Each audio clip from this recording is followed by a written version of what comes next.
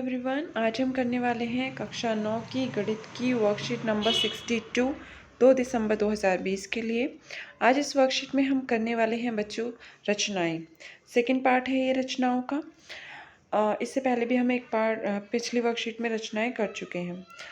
इसमें पूर्व ज्ञान क्या है? कोण और माप की आधारभूत जानकारी। आपको कोण और माप के बारे में जानकारी होनी चाहिए। अब इसमें है प्रकार और फुट्टे की सहायता से कुछ कोणों की रचना। किस तरीके से प्रकार और फुट्टे से हम कोणों की रचना करते हैं। सबसे पहले 60 डिग्री का कोण। 60 डिग्री का कोण बनाने के लिए क्या करना चाहिए? आप एक रेखाखंड खींचिए, ठीक है। कितनी भी लंबाई का खींच सकते हैं, अगर आपको नहीं दिया है तो, ठीक है। आपने एक रेखाखंड खींच लिया। अब ये कि ए को केंद्र मान लेकर, ये देखिए केंद्र अगर आप ले रहे हैं ए को, तो इसका मतलब ये है कि आपको प्रकार की जो निव है वो ए पर रखनी है, ए बिंदु पर रखनी है।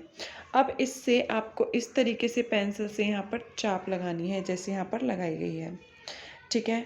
अब ये चाप जो है वो बिंदु डी पर कट कर रही है ए बी को, ठीक है। ये देखिए यहाँ पर आपको दिखाई दे रहा है बिंदु डी। अब बिंदु डी पर आप प्रकार की निब को रखेंगे, ठीक है, यानी कि केंद्र मानेंगे, और उसी दूरी से, उसी त्रिज्या से जितना आपने प्रकार को यहाँ पर खोला था इतना ही आप यहाँ पर खुला रखेंगे और डी बिंदु पर रखेंगे और इस तरीके से चाप लगाएंगे, ठीक है। जहाँ पर ये दो चाप आपस में एक दूसरे को क्रॉस कर रही हैं, ये वाली और ये वाली, ठीक है, ये बड़ी वाली और ये वाली, तो उस के बीच से और ए से मिलाते हुए यहाँ पर आप दिखाई दे रहा है एक लाइन खींच देंगे, ओके। अब इस तरीके से आपका ये 60 डिग्री का कोण बनकर तैयार हो जाएगा। अब है 90 डिग्री का कोण बनाना। अब 90 डिग्री का कोण कैसे बनेगा? 60 डिग्री का कोण बनाने के बाद यहाँ तक जब आए थे हम तो 60 डिग्री का कोण बन चुका था। इसके ही आगे चलेंगे, 60 के ही आगे चलेंगे हम। अब उसी दूरी से ई बिंदु लिया, यहाँ पर ई को केंद्र मानकर ये चाप लगा दिया पेंसिल से, ठीक है। प्रकार को यहाँ पर रखा और पेंसिल से ये चाप लगा दिया। अब ये चाप फिर से ई पर ही रखिए, अभी इसे हटाना नहीं है, यहीं पर ई पर ही रहने दीजिए और पेंसिल से एक ऊपर की तरफ ये चाप लगा दिया, ठीक है। इस बार ये बिंदु हमने एफ मान रखा था। अब ये एफ पर रखिए आप प्रकार को यहाँ पर, ठीक है। और जो अभी हमने ये वाली चाप लगाई थी इस पर इस तरीके से कट कर दीजिए पेंसिल से प्रकार को एफ पर रख कर, ठीक है। अब ये एफ पर कट कर दी, एफ से आपने यहाँ पर एक कट लगा दिया तो इसका नाम दे दिया आपने जी। और यहाँ पर जहाँ पर ये दोनों चाप आपस में कट कर रहे हैं, देखिए यहाँ पर इसको मिलाते हुए ए से एक सीधी रेखा खींच दी। इस तरीके से आपका कोण जो है वो 90 डिग्री का बनकर तैयार हो जाएगा। अब इसी के आगे 90 डिग्री का बनाने के बाद यदि आपको 45 डिग्री का कोण बनाना हो तो हमें क्या करना होगा? 90 डिग्री का समद्विभाजक खींचना होगा, समद्विभाजित करना होगा 90 डिग्री को, ठीक है, क्योंकि 90 डिग्री का आधा होता है 45 डिग्री। अब क्या करेंगे बच्चों? ये 90 डिग्री का कोण बन गया यहाँ तक, जब हमने पिछले स्टेप में बनाया।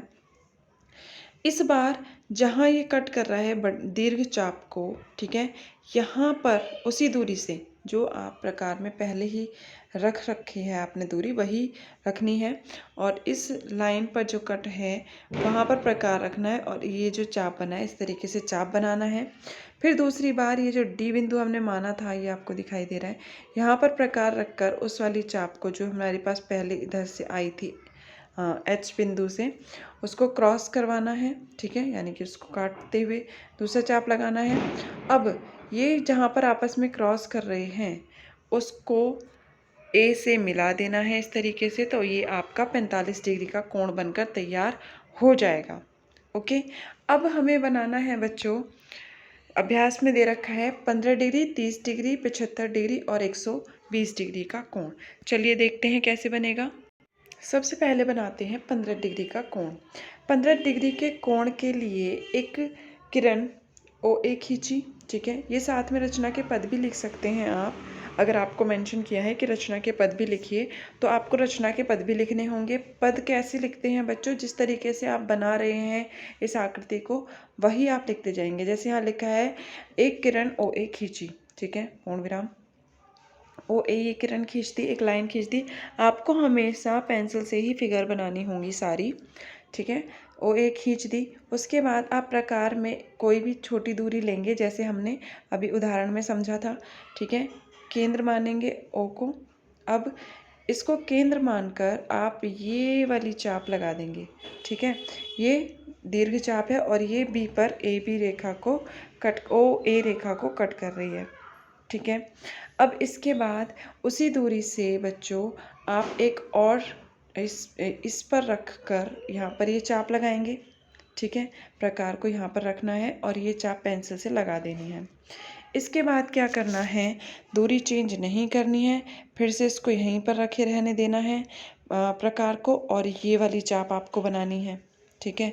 फिर ये जहाँ पर पी कट कर रहा है, इसको यहाँ पर आपको रखना है प्रकार को, और पेंसिल से इस चाप को कट करना है।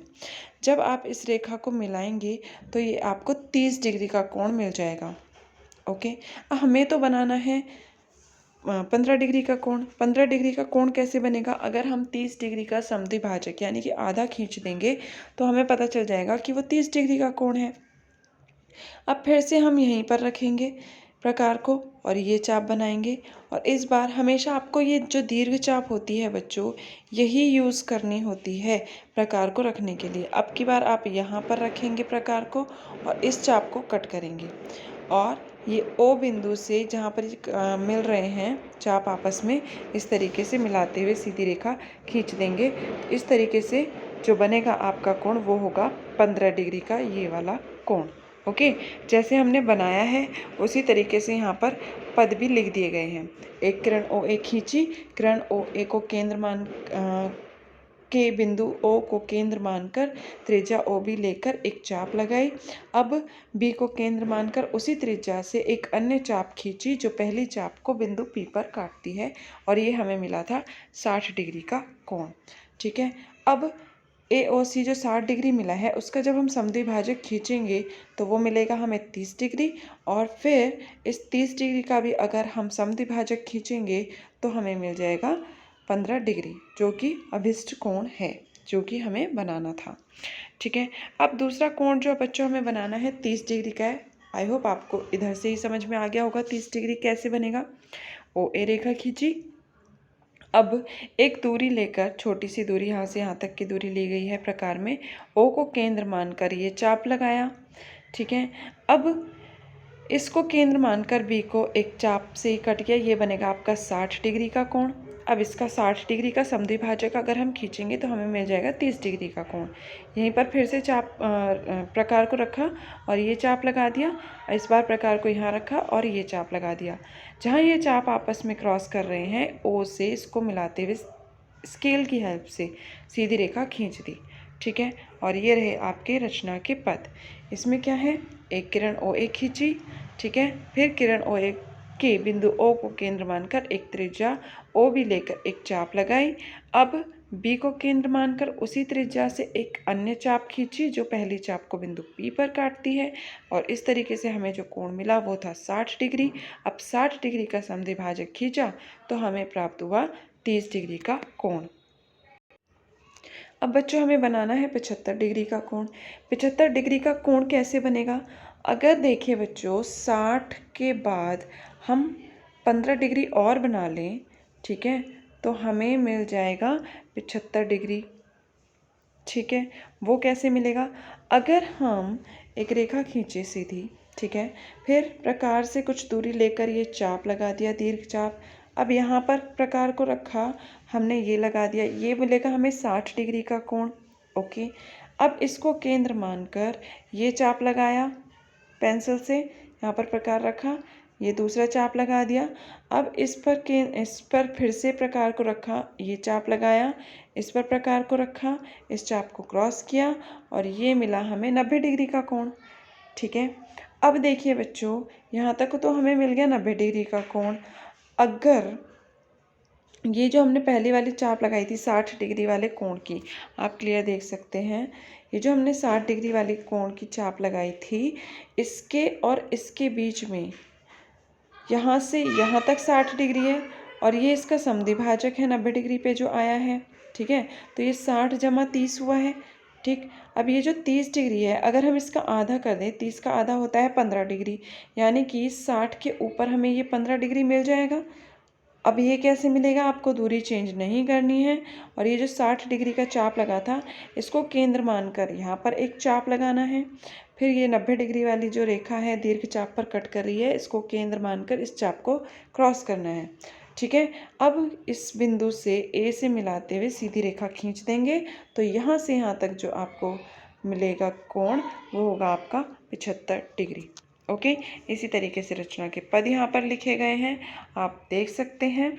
ये आपके सारे रचना के पद हैं। सबसे पहले एक किरण खींच ली है ए बी, फिर ए को केंद्र मानकर और कुछ त्रिज्या लेकर एक चाप लगाया गया है, फिर सी को केंद्र मानकर आप बिल्कुल इससे नोट कर सकते हैं और देख सकते हैं, बिल्कुल आकृति से आपकी सारी चीज़ें मैच कर जाएंगी। ठीक है। ये सारे बिंदु हैं। आप ज़रूरी नहीं है आप इसी लैंग्वेज में लिखें, आप अपनी लैंग्वेज में भी इनको सारे बिंदुओं को लिख सकते हैं कि किस तरीके से आपने आकृति को बनाया है। आकृति इसी स्टेप से बनाएंगे जैसे मैंने बताया है, तो बिल्कुल सही आकृति आपकी बन जाएगी। अब बच्चों हमें बनाना है 120 डिग्री का कोण। बहुत इजी होता है ये। अब फिर से एक रेखा खींच ली ए बी। अब कुछ दूरी प्रकार में ली, ए को केंद्र माना और ये दीर्घ चाप लगाया। अब ये दीर्घ चाप जहाँ पर इस लाइन पर कट कर रहा था उसको प्रकार को रखा हमने, उसी दूरी से केंद्र मान लिया मतलब इसको, और एक चाप लगा दी जो ई पर कट कर रही है।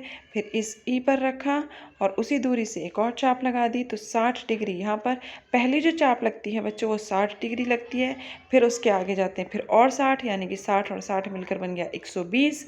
और एक जहाँ पर ये चाप आपस में कट कर रहे थे इसको मिलाते हुए हमने सीधी रेखा खींच दी और इस तरीके से हमें ये मिल गया 120 डिग्री का कोण।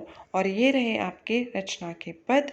जिस तरीके से आपको लिखने हैं आप यहाँ से हेल्प ले सकते हैं और अपनी लैंग्वेज में भी आप इसको लिख सकते हैं। ओके। आई होप आपको ये वर्कशीट समझ में आ गई होगी बच्चों। मिलते हैं नेक्स्ट वर्कशीट में।